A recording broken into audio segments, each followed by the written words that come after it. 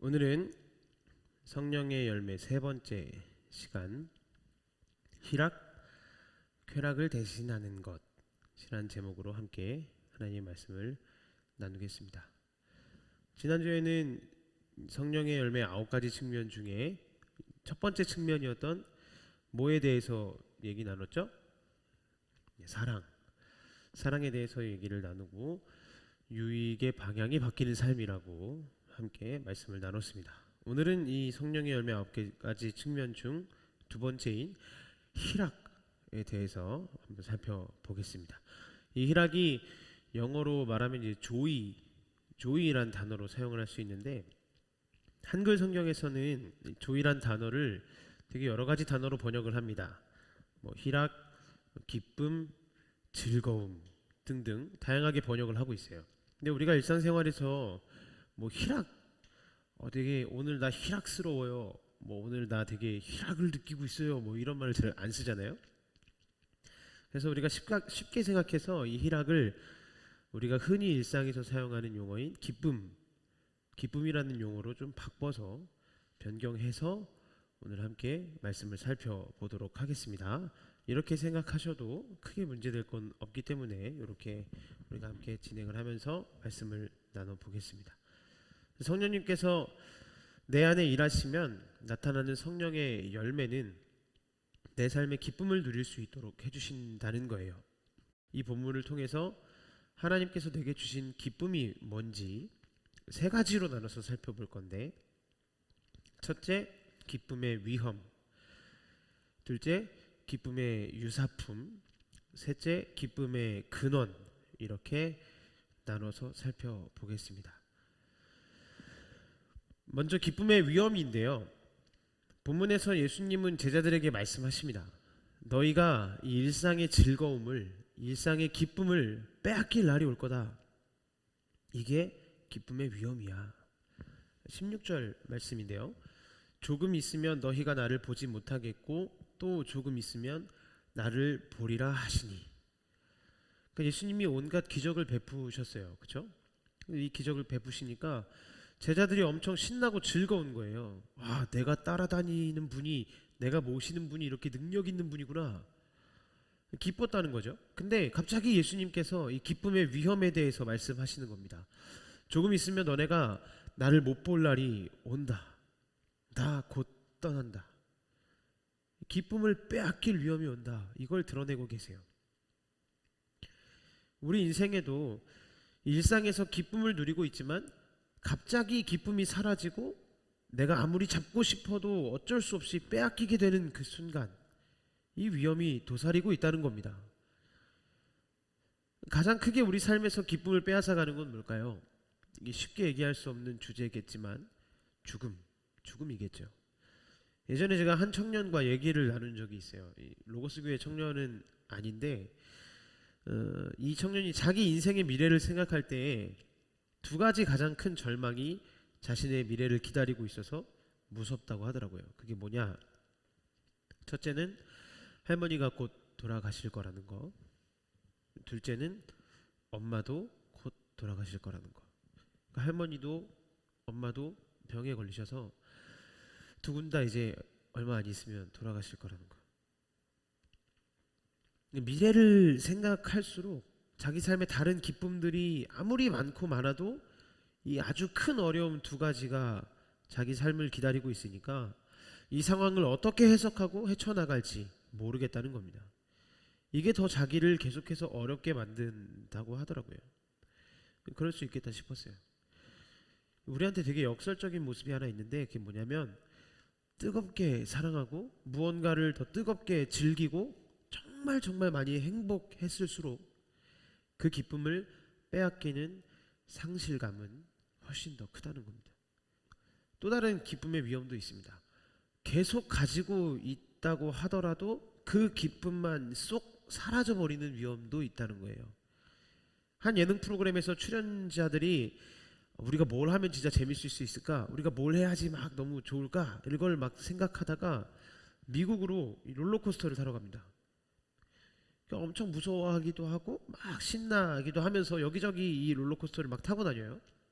근데 제가 그걸 보다가 되게 재밌는 장면을 하나 발견했어요. 뭐냐면 이 출연자들하고 같이 롤러코스터를 타는 누군가가 뒤에 있었거든요. 남녀 한 쌍으로 뒤에 누군가들 이제 이 롤러코스터를 같이 타는데 그들이 누구냐? 이 롤러코스터의 직원들이었어요. 이 롤러코스터 직원 남녀가 계속해서 촬영을 하면서 이 출연진들하고 같이 롤러코스터를 타는데 이 앞에 있는 출연진들은 막 신나게 막 롤러코스터를 타요. 너무 재밌고 막 너무 즐겁게 막 롤러코스터를 타는데 이 뒤에 있는 직원 두 명은 표정에 변화가 없어요. 무표정. 아무런 변화 없이 이 롤러코스터를 타는 거예요.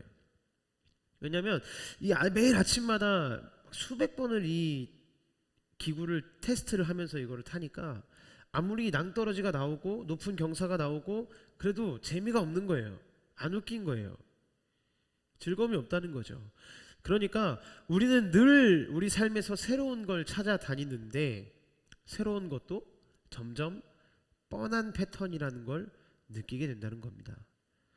저는 새로운 학문을 찾았어요. 너무 재밌어요. 전사님, 저는 새로운 직업을 찾았어요. 새로운 이성을 만났어요. 이 사람은 다른 사람들과 다른 것 같아요. 근데 계속 가보라는 거예요. 계속 가보면 결국에는 지겨워진다는 거죠. 분명히 새롭게 배우고 알아가는 그 즐거움이 있었는데 계속될 것 같던 그 즐거움도 어느 순간 지겨워지기 시작한다는 겁니다. 또 다른 위험은 뭐가 있을까요? 우리의 기쁨은 계속 부분적이라는 거예요. 전체가 아니라 부분. 내가 이것을 온전히 붙잡고 있다고 하더라도, 내가 이 기쁨과 즐거움을 붙잡고 있다고 하더라도 이게 내 인생을 다 채우기에는 부족하다. 이걸 느낀다는 겁니다.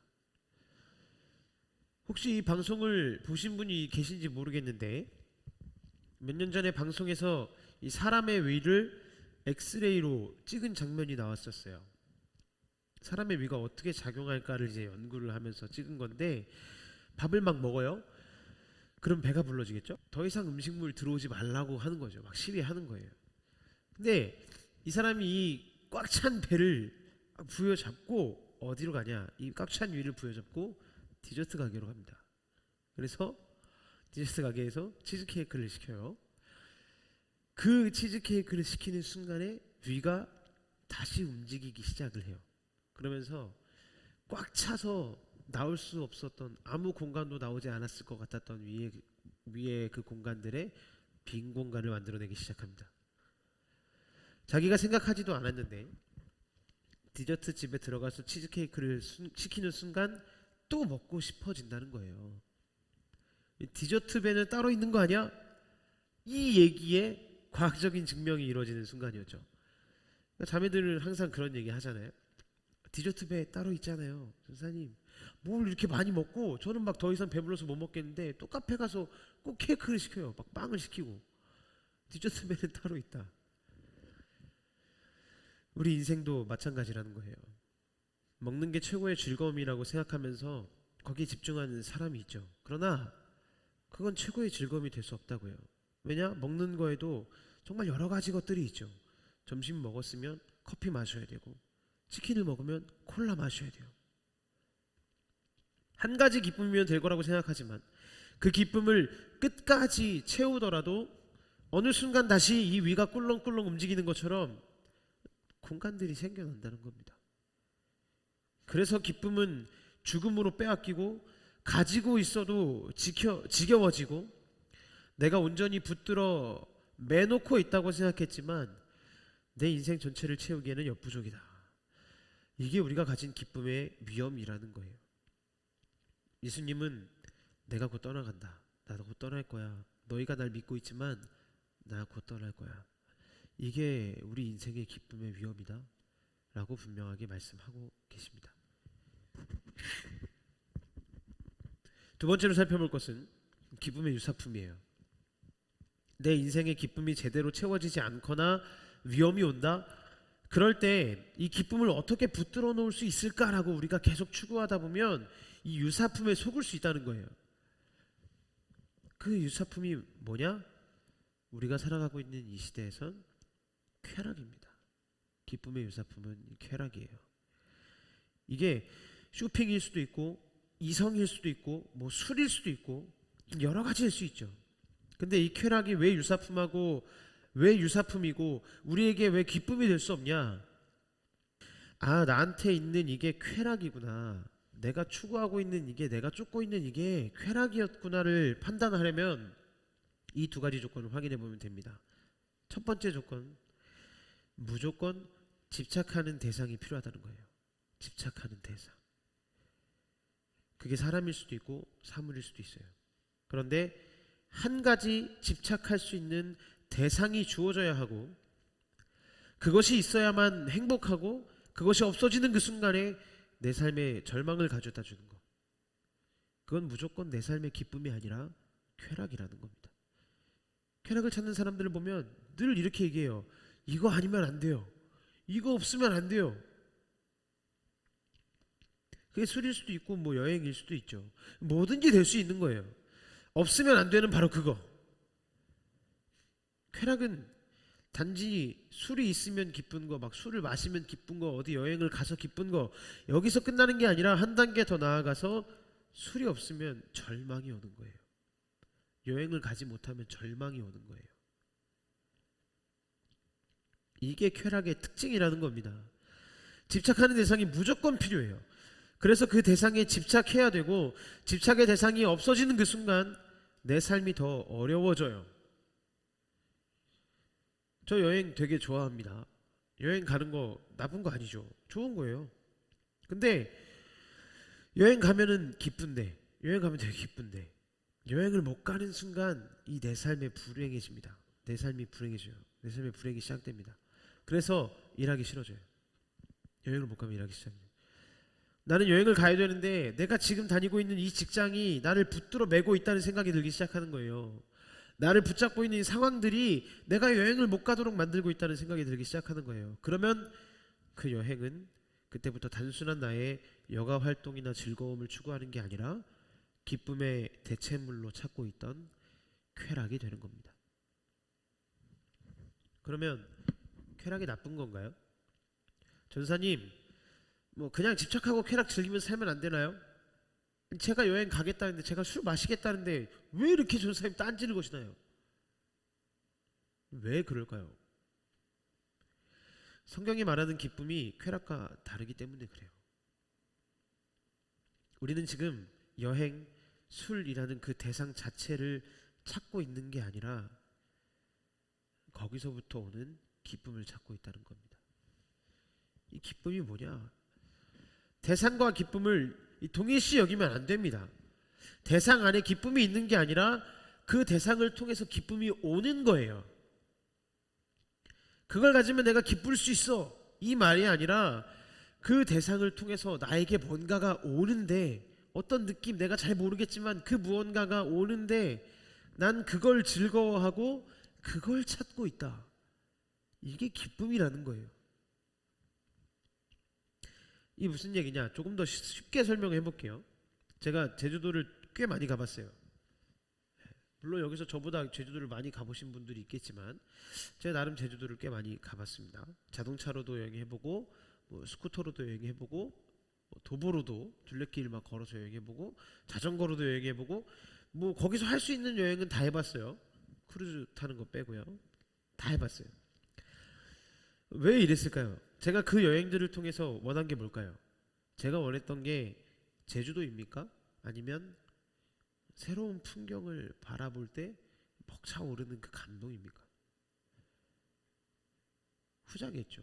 제가 원했던 건 단순히 똑같은 제주도라는 그 섬이 아니라 그곳에 갔을 때 새로운 계절과 풍경들이 생기고 그것들을 바라봤을 때 그 벅차오르는 이 감격, 제가 그걸 원했다는 거예요. 그래서 이 감격과 기쁨이 사라지게 되면 저는 새로운 여행지를 찾게 된다는 겁니다.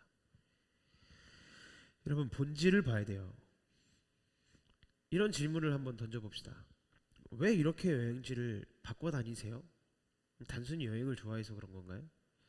왜 이렇게 여자친구, 남자친구가 자주 바뀌어요? 단순히 남자를 좋아해서 그런 건가요? 이건 표면적인 대답이에요. 이렇게 말하지 말라는 겁니다. 기쁨을 찾고 있는 거예요. 본질은 그 여행지에 있는 게 아니라 그 만나는 여자들과 남자들 안에 있는 게 아니라 여행지를 통해서 오는 그것, 내가 지금 만나고 있는 그 이성을 통해서 나에게 오는 그것, 우리는 그 무언가를 찾고 있다는 겁니다. 혹시 특정한 쾌락에 중독되신 분 계신가요? 그걸 계속해서 바꿔가면서 뭐 여행지를 바꾸던 남자와 여자를 바꿔가면서 술을 바꿔가면서 뭔가 그걸 계속 하려고 하는 게 있다면 우리는 이거 이제 끊어야지, 그렇게 할 때 절대 끊을 수 없어요. 절대 끊어지지 않아요. 내가 뭘 찾고 있지? 이 질문을 계속 물어봐야 된다는 거예요. 하나님이 지금 이 고민을 하길 원하시는 거예요. 내가 그 안에서 뭘 찾는 걸까? 내가 원하는 기쁨이 따로 있다. 내가 집착하는 대상 자체에 있는 게 아니라 그 대상을 통해서 나한테 오는 그 무언가, 내가 그걸 찾고 있다. 이게 성경이 말하는 기쁨의 정의입니다. 사실 사람은 누구나 어떤 기쁨을 원해요. 그렇죠? 기쁨을 원하지 않는 사람은 없어요. 근데 어떤 걸까요? 어떤 기쁨을 사람들이 원하죠?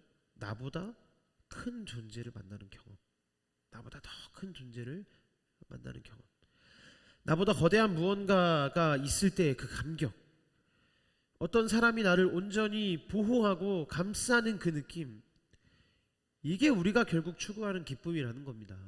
내가 어떤 모습이라도 나를 받아주고 나를 감싸줄 거라는 그 존재에 대한 확신, 내가 내 인생에서 엄청난 모험을 하고 있을 때 이것이 절대 실패로 끝나지 않을 거라는 그 확신, 그걸 원한다는 거죠.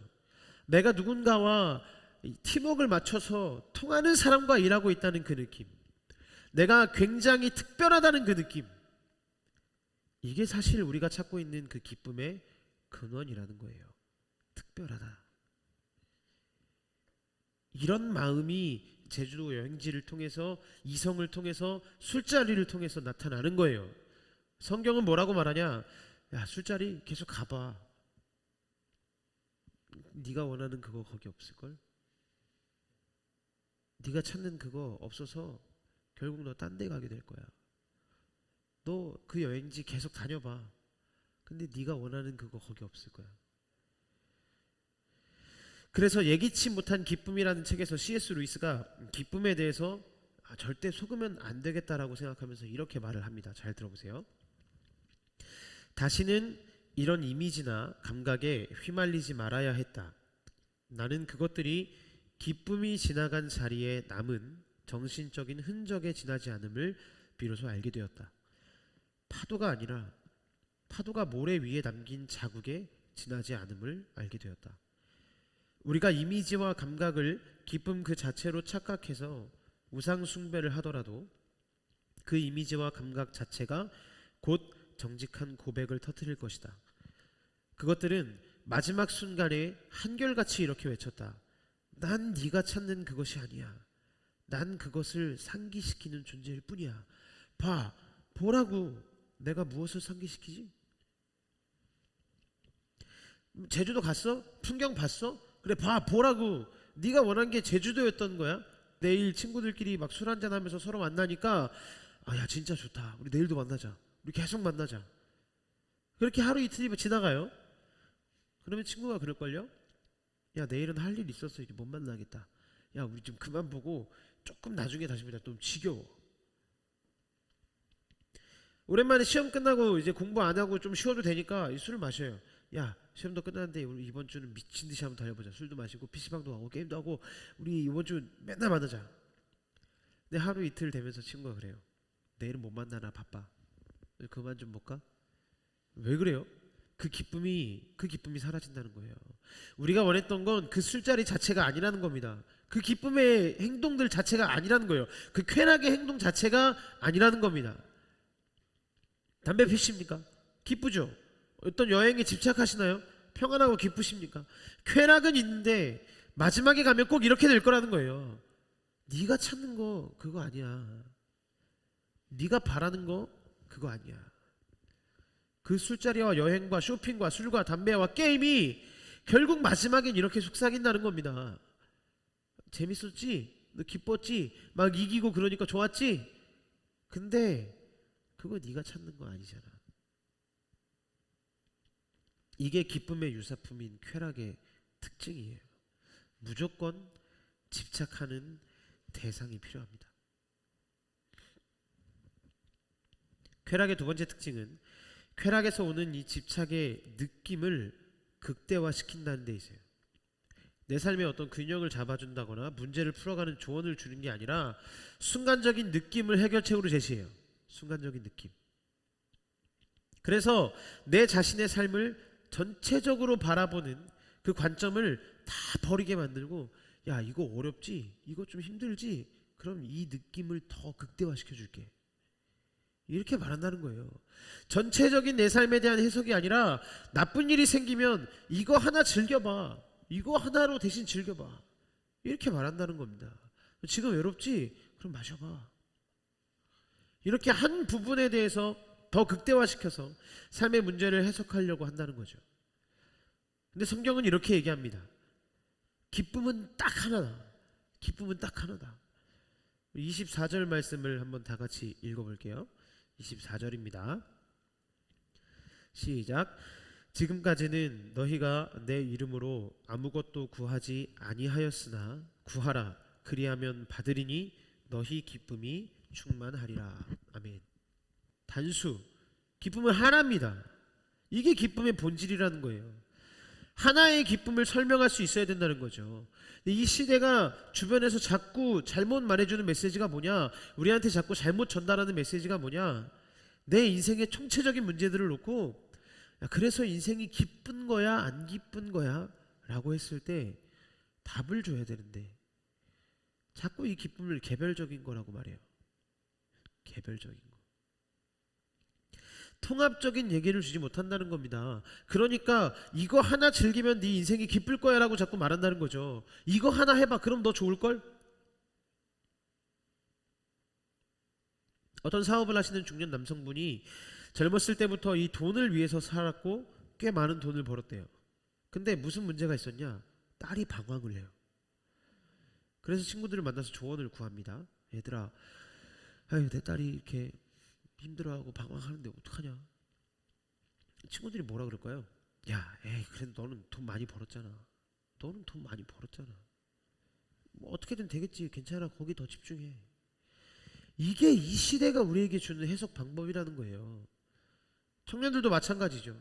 제가 열심히 해서 열심히 노력해서 열심히 막 공부해서 취업했어요. 취업에 성공했어요.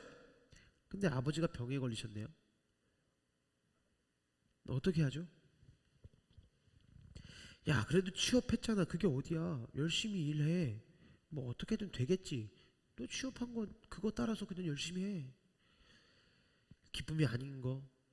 절망과 실패도 결국에는 내 인생의 한 스토리인데 이걸 해석할 방법이 없으니까 단순히 느낌 좋은 걸로 더 극대화시킨다는 거예요. 이걸 더 즐겨봐. 이걸 더 즐겨봐. 그러면서 무마시키려고 한다는 거죠. 승진 못했으니까, 시험 망쳤으니까 진탕 술이나 마셔보자. 취업 못했으니까 여행이라도 미쳐보자. 자꾸 이 쾌락을 추구하게 해요. 왜? 저쪽에선 도저히 기쁨을 찾을 수가 없으니까. 물어볼게요. 내 인생의 기쁨, 나는 기쁜 사람이다라고 말할 수 있는 그 한 가지의 틀 여러분 가지고 계십니까? 기쁘세요? 안 기쁘세요? 이게 중요한 거라고요. 세상은 자꾸 너 그거 했을 때 느낌 좋아 안 좋아? 어떤 느낌이니? 이렇게 물어본다는 거예요. 자꾸 그냥 클럽 가래요. 자꾸 그냥 뭐 술 마시래요. 그냥 한번 만나보래요. 그냥 그 일들 해보래요. 부분의 기쁨을 크게 만들어서 저쪽의 비극을 지워버려야 되니까 너 이거에만 집착해. 이게 쾌락의 속임수라는 겁니다. 그래서 내 인생 전체가 기쁨으로 끝날 거라는 그 스토리가 없으니까 인내하기가 싫어요. 참기가 싫은 거예요. 내 인생에 찾아오는 고난 꼴도 보기 싫어요. 가정의 문제 꼴도 보기 싫고 이 회사가 이 학교가 자꾸 날 망치는 것 같아. 이걸 어떻게 해석해야 되냐고 물어보니까 자꾸 술이나 마시래요. 자꾸 여행이나 가래요. 자꾸 쇼핑이나 하래요. 자꾸 이 쾌락적인 행동들을 하래요. 이걸로 해결 안 될 거 우리 알거든요. 그죠? 이걸로 해결 안 될 거 우리는 알고 있어요. 근데 이게 쾌락의 사기라는 겁니다. 이게 쾌락이 치는 사기예요. 감당하지 말고 그냥 망각해라. 그냥 잊어버려라. 여러분, 이게 답인가요? 이 시대는 내 인생의 기쁨을 말해줄 해석적 틀이 존재하지 않는다. 그 유사품이 뭐냐? 쾌락이다. 쾌락은 무조건 한 가지에 집착하게 만들고 그 집착의 느낌을 더 극대화시켜서 인생 전체를 보지 못하게 만들고 내 인생의 모든 부분을 무마시켜버린다. 이게 기쁨의 유사품, 쾌락의 모습입니다.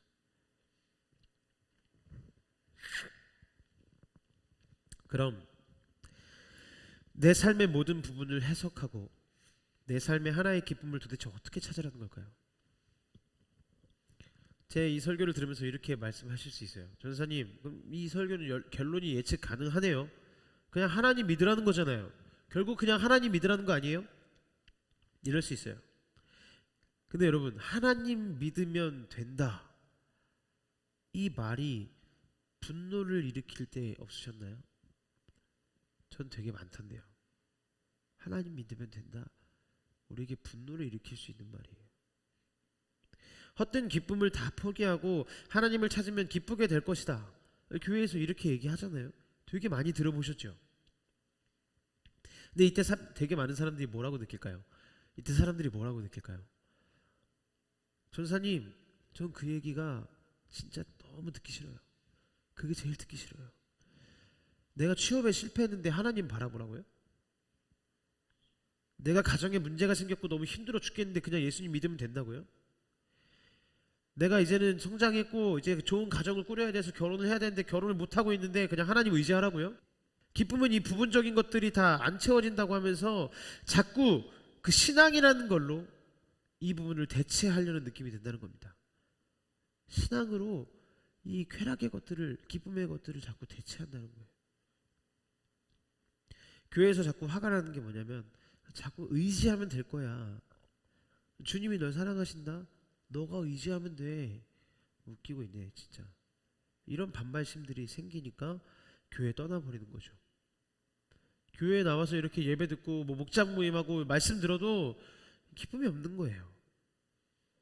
하나님을 믿어라, 이 말을 앞에서 설명한 대로 그렇게 생각하는 순간 평생토록 우리 안에 기쁨은 없을 겁니다. 이런 느낌으로 들릴 거예요. 자, 너 쾌락 즐겨봤지? 안 기쁘지? 너 공부해봤지? 별로 안 기쁘지? 너 다 재밌게 즐겨봤지? 근데 안 기쁘지? 그래서 이 기독교라는 종교 해보라고 얘기해서 해보지만 예측이 안 된다는 거죠. 기쁠지 안 기쁠지 모르겠다는 거예요. 성경이 말하는 기쁨은 뭐냐? 하나님이 주시는 기쁨이라는 건 지금까지 겪었던 나의 그 모든 스토리들을 완성시키고 모든 절망들을 궁극적으로 해석할 수 있는 그 근원적인 스토리, 그게 딱 하나가 있다. 모든 스토리들의 근원이 되는 그 한 개의 스토리, 이걸 말씀하고 있다는 겁니다. G.K. 체스터턴이라는 영국의 칼럼니스트가 있어요. 이 사람이 인생을 보는 관점을 이렇게 표현을 하고 있습니다. 나는 인생을 무엇보다 하나의 이야기라고 언제나 생각해 왔다. 만일 어떤 이야기가 있다면 당연히 이야기꾼도 있을 것이라고 생각했다. 이게 인생을 바라보는 핵심이라는 거예요. 우리가 인생을 어떻게 보냐? 우리는 우리의 인생을 자꾸 등산으로 생각해요. 등산은 어떻게 하죠? 자꾸 올라가서 정상을 찍어야 되잖아요. 우리가 우리 인생을 등산으로 생각한다고요. 자꾸만 인생은 올라가야 된다고 얘기해요. 취업해야 된다는 거예요. 취업했으면 승진해야 된다는 거예요. 승진했으면 결혼해야 된다는 거예요. 자꾸 올라가서 그 삶의 정상을 정복해야 된다고 생각합니다. 근데 성경은 그렇게 보지 않아요. 인생은 하나의 이야기다. 올라갈 때도 있고 내려올 때도 있고 넘어질 때도 있고 쓰러질 때도 있는 하나의 이야기다. 이 스토리다. 만일 어떤 이야기가 내 삶에 펼쳐지고 있다면 당연히 그 이야기를 하는 이야기꾼도 있을 거다. 하나님은 무엇을 말씀하시냐면 내 인생 전체를 보고 해석할 수 있는 틀을 하나 제시해 주시는데, 모든 부분의 근원이 되는 기쁨의 스토리, 빼앗긴 것도 되찾을 수 있는 스토리, 완성되지 못한 것들이 완성되는 스토리, 기쁨은 유지되는 스토리, 최고의 것은 마지막에 이루어지는 그 스토리를 우리에게 주신다는 겁니다. 하나님이 우리 인생의 이야기꾼이 되어주신다는 거예요. 그러면 하나님이 이 이야기꾼이시라면 도대체 내 인생 전체의 흐름을 어떻게 해석하시고 어떤 기쁨을 주시냐? 22절 말씀입니다. 같이 읽을게요. 22절입니다. 시작. 지금 너희가 근심하나 내가 다시 너희를 보리니 너희 마음이 기쁠 것이요 너희 기쁨을 빼앗을 자가 없으리라. 아멘. 예수님이 기쁨을 빼앗기기 직전에 제자들에게 지금 이렇게 말씀하세요. 이게 스토리라는 거예요. 여기 한 구절 빠져 있는 게 있습니다. 지금 너희가 근심하나, 이 말 다음에 하나가 빠졌어요. 예수님이 일부러 숨기셨습니다. 지금 너희가 근심하나 이제부터 내가 근심하리니. 이게 예수님께서 나를 정면으로 마주하셨을 때 주시는 스토리라는 거예요. 네가 지금까지 힘들게 살아왔지, 열심히 살아왔지, 노력하면서 살아왔지, 지금 근심하고 있지. 그래, 그 근심 별거 아니라고 난 말하지 않아. 그 근심 심각하고 힘든 거야, 어려운 거야. 근데 네가 날 만나는 순간, 네가 나를 마주하는 순간 네 삶에 어떤 스토리가 펼쳐질 거냐면, 이제부터 내가 근심하리니 너희 마음이 기쁠 것이요 너희 기쁨을 빼앗을 자가 없으리라. 우리의 성공과 실패, 지겨움, 그 모든 인생의 부분적인 스토리가 영광으로 완성된 기쁨을 마주할 수 있을 것이다. 왜냐하면 내가 너의 삶의 모든 부분에 대해 내가 대신 근심할 거고, 모든 부분에 대해서 내가 대신 감당할 것이기 때문이다. 이 스토리를 나를 만나셔서 쓰셨다는 거예요.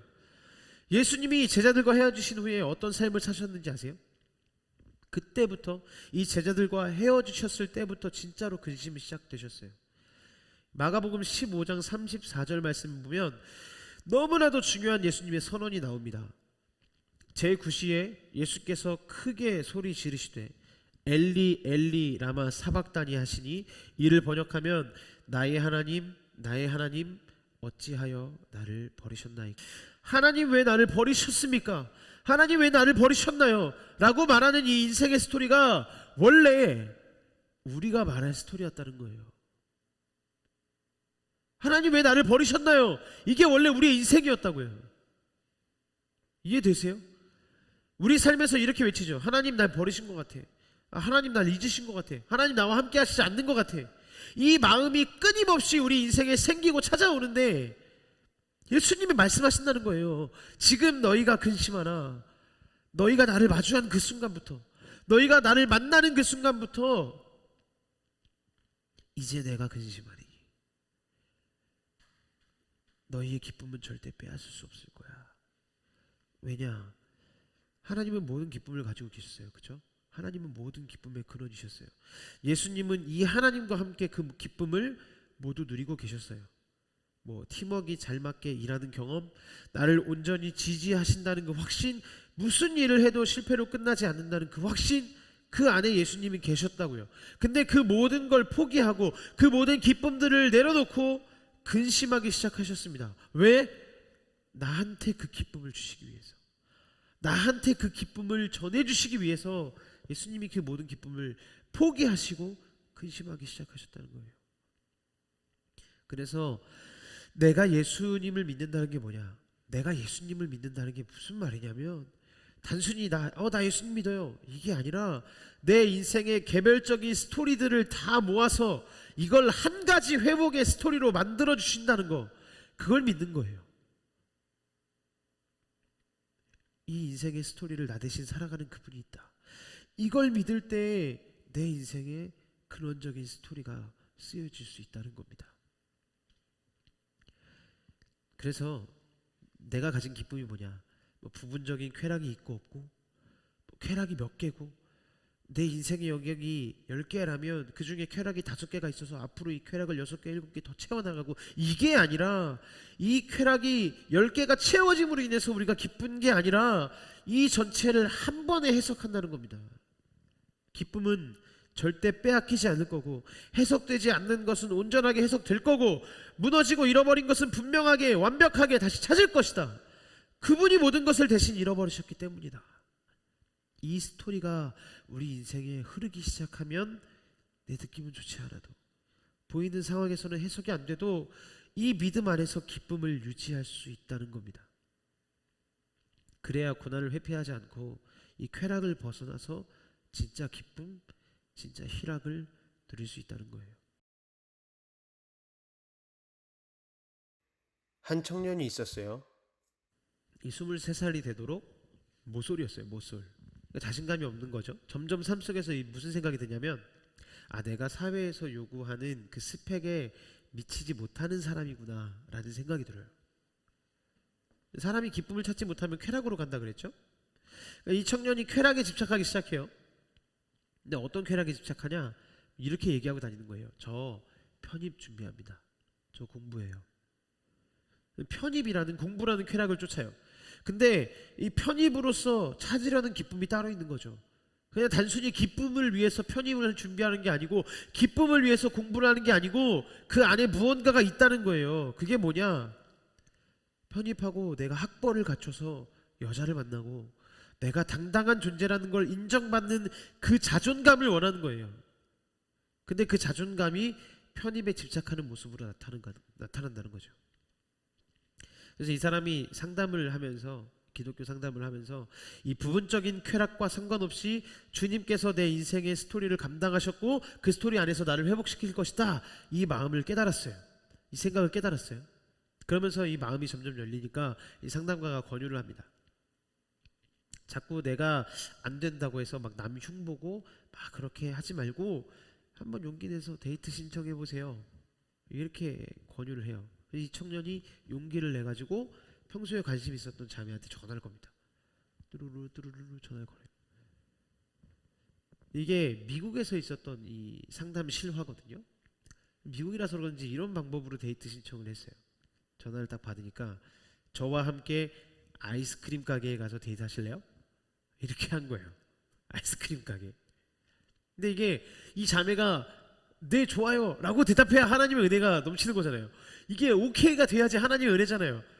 근데 이 자매가 단방에 아니요, 거절하는 거예요. 거절당합니다. 근데 무슨 일이 벌어졌을까요? 전화를 끊고 이 청년이 예스, 예스 라고 외쳤어요. 거절당했잖아요. 거절당했는데 왜 예스라고 외쳤을까요? 이 청년의 고백입니다. 잘 들어보세요. 차갑게 거절을 당했음에도 불구하고 나는 웃음을 멈출 수가 없었다. 그것은 문제가 되지 않았다. 내가 방금 누군가에게 데이트 신청을 한 것이다. 그 거절의 경험에서 중요한 것은 그녀가 긍정적인 답변을 했느냐 하지 않았느냐는 것이 아니고, 내가 나의 정체성대로 살아가고 있느냐는 것이었다. 나는 상대방의 수용이나 거절에 구애받지 않고 한 여성에게 다가갈 수 있는 강인한 남자였던 것이다.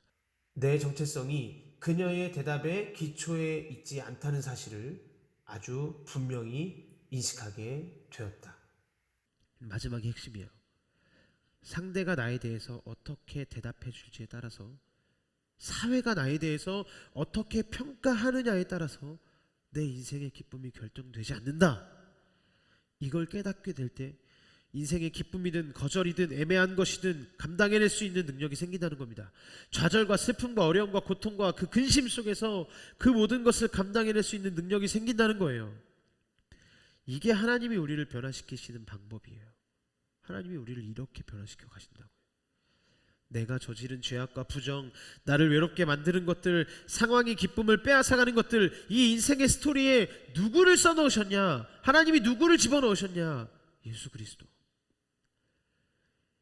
내가 예수 그리스도를 만나는 그 순간, 지금 너희는 근심하라, 지금 너희가 근심하라, 이제는 내가 근심하리니, 이제는 내가 근심하리니. 이게 주님의 사랑입니다. 이 스토리가 내 안에 있기 때문에, 이 스토리가 내 삶 안에 있기 때문에 나의 모든 근심이 회복될 수 있고 내 삶에 기쁨의 열매, 희락의 열매를 맺어갈 수 있는 거예요. 이제 말씀을 마칩니다. 예수님을 내 인생에 만나는 순간 예수님이 내게 주시는 스토리가 들릴 거예요. 지금 너희가 근심하나 이제 내가 근심을 시작하리니 너희 기쁨을 빼앗을 자가 없으리라. 이게 하나님께서 내게 주시는 스토리입니다. 이 기쁨의 근원 되시는 그 예수 그리스도의 사랑을 깨닫고 모든 부분적인 인생의 스토리들 안에 주님과 동행하며 삶의 기쁨을 찾아가는 모든 청년들이 되시기를 주님의 이름으로 축복합니다. 우리 함께 찬양하겠습니다.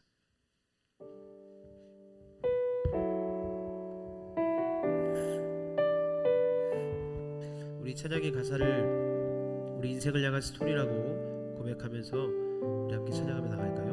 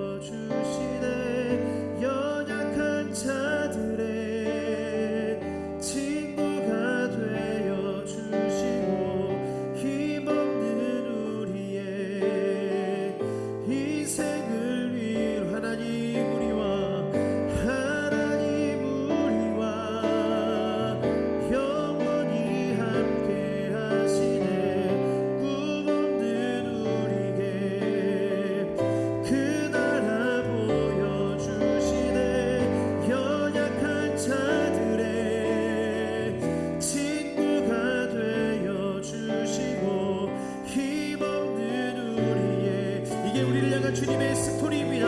하나님 우리와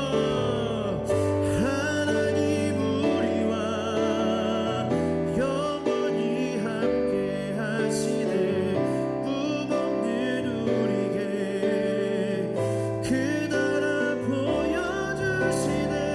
연약한 자들의 친구가 되어 주시고 힘없는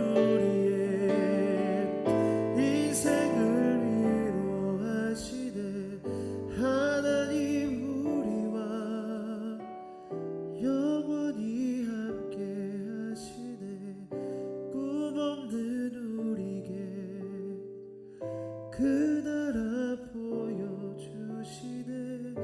연약한 자들의 친구가 되어 주시고 힘없는 우리에게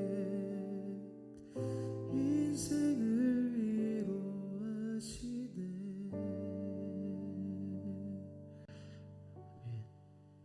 여러분, 이게 우리를 향한 주님의 이야기입니다. 이게 우리를 향한 주님의 스토리예요. 여러분, 지금 어떤 것을 바라보며 어떤 이야기를 쫓으며 어떤 스토리 안에 살아가고 계십니까? 우리 안에, 우리의 모든 인생의 스토리 안에 구원과 은혜와 사랑이라는 이름으로 그 이야기를 써내려 가셨는데, 우리가 그 예수 그리스도를 바라보기만 하면, 우리가 그 예수 그리스도 앞에 마주서기만 하면, 지금 너는 근심하지만 이제부터 내가 근심하겠다, 너의 기쁨을 빼앗을 것이 아무것도 없을 거다, 예수님께서 약속하셨는데, 여러분 지금 어디 앞에 서 계신가요? 여러분 지금 무엇을 바라보며 서 계시냐는 거예요. 쾌락의 자리에 있습니까? 쾌락의 자리에 빠져 있습니까? 나에게 없어서는 안 될 것 같고, 이것이 이루어지지 않고 이것을 할 수 없으면 죽을 것 같은 어느 것 하나에 집착하게 만드는 그 쾌락의 모습에 빠져 있지는 않습니까?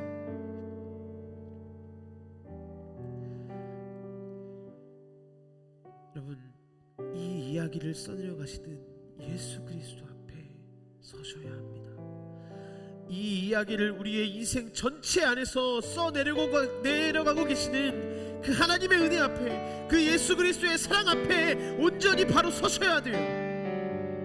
하나님이 이 이야기를 우리에게 오셨다고요. 예수님이 이 이야기를 우리 안에 써내려가고 계시다고요. 모든 시간을 뚫고 이 땅 가운데 오셔서 우리를 사랑하시고 자기의 편안함을 버리시고 우리에게 평안함을 주셨고, 누구보다 낮은 자의 모습으로 우리 삶에 오셨고, 우리와 영원히 함께 하시면서 꿈이 없는 우리에게 그 나라를 꿈꾸게 하시고, 연약한 우리의 친구가 되어주시고, 힘없는 우리의 인생 가운데 위로의 손길을 내미시는 그 예수 그리스도의 그 이야기, 주님의 그 이야기에 우리의 시선을 둬야 된다고요. 여러분, 그 쾌락의 모습을 끊어버리십시오. 여러분이 붙잡고 있는 그 쾌락의 모습을 끊어버리십시오. 어느 것 하나에 집착하면서 그 집착을 더욱더 증폭시키면서 이것이 없으면 안 될 것 같아, 이게 나의 인생의 기쁨이고 이게 내 인생의 전부야 라고 말하고 있는 그 쾌락의 모습을 끊어버리십시오. 그리고 예수 그리스도 앞에 다시 서세요. 그 예수 그리스도 앞에 우리가 다시 서고 그분을 온전히 바라보게 될 때 그분이 이렇게 말씀하실 겁니다. 지금 네가 근심하지만, 지금 네가 힘들어하지만, 지금 네가 너무 괴로워하지만 이제 내가 근심하겠다, 이제 내가 힘들어하겠다, 이제 내가 괴로워하겠다. 너희의 기쁨을 빼앗을 자가 아무도 없을 것이다.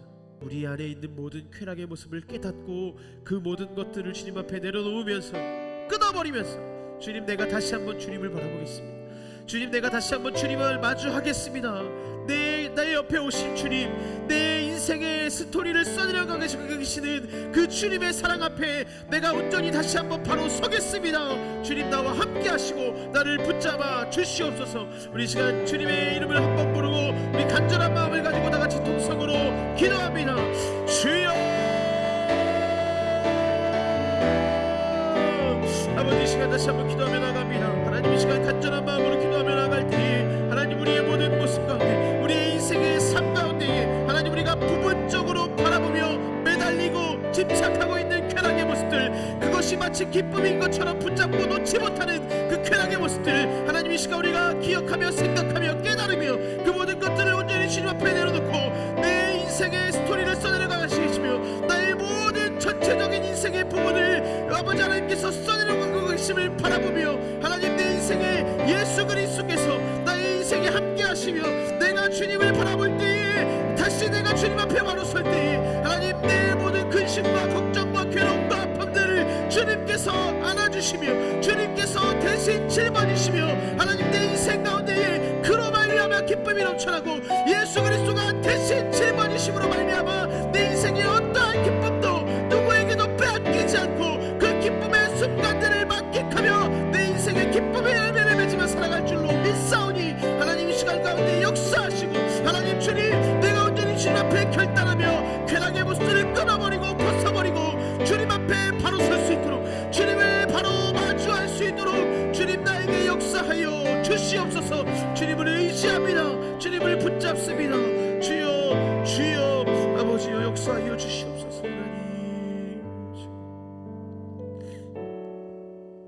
하나님,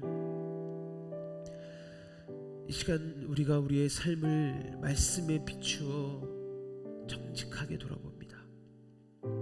우리의 삶에 어느 것 하나에 집착하며 그 집착을 증폭시키며 그 한 가지에 매달리고 있는 기쁨의 유사품, 쾌락의 모습은 없습니까? 내가 지금 어디에 매달리고 있습니까? 하나님, 내가 지금 어느 곳에 빠져서 그것이 없으면 안 될 것 같고, 그것이 없으면 죽을 것 같고, 그것이 없으면 참을 수 없을 그런 감정을 내가 어느 곳에서 느끼고 있습니까? 하나님, 이 쾌락의 모습들을 다 내려놓고 네가 나를 마주보고 나를 의지할 때 이제부터 내가 근심하리니, 이제부터 내가 대신 아파하리니, 이제부터 내가 대신 겪으리니, 이제부터 내가 대신 짊어지리니, 너의 기쁨이 누구에게도 빼앗기지 않을 거다. 너의 기쁨이 영원토록 네 안에 있을 거다. 약속해 주신 주님의 그 음성을 붙잡으며 주님 앞에 서기로 결단할 수 있는 믿음을 허락해 주시옵소서. 지금 당장은 내 인생에 힘들고 어렵고 지치고 넘어지는 순간들이 찾아오지만 이것이 주님 안에서 주님이 내 인생에 써내려가시는 스토리 중에 하나임을 기억하며 그 모든 인생의 스토리를 얘기하시는 이야기꾼이신 하나님, 그 하나님을 의지하며 나를 다시금 바로 세워주시는, 나에게 기쁨의 열매를 맺게 하시는 예수 그리스도를 바라보며 온전히 내 모든 삶 속에 희락의 열매, 기쁨의 열매 맺어가는 우리의 삶이 될 수 있도록 주님께서 우리 청년들 한 사람 한 사람의 인생을 축복하시고 붙잡아 주시고 역사해 주시옵소서. 함께 하실 주님을 찬양하며 이 모든 말씀 예수님의 이름으로 기도드렸습니다. 아멘. 우리 주기도문으로 예배를 마치도록 하겠습니다. 하늘에 계신 우리 아버지, 아버지의 이름을 거룩하게 하시며 아버지의 나라가 오게 하시며 아버지의 뜻이 하늘에서와 같이 땅에서도 이루어지게 하소서. 오늘 우리에게 일용할 양식을 주시고 우리가 우리에게 잘못한 사람을 용서하여 준 것 같이 우리 죄를 용서하여 주시고 우리를 시험에 빠지지 않게 하시며 다만 악에서 구하옵소서. 나라와 권능과 영광이 영원히 아버지의 것입니다. 아멘. 우리 하나님께 영광의 박수 올려드리겠습니다.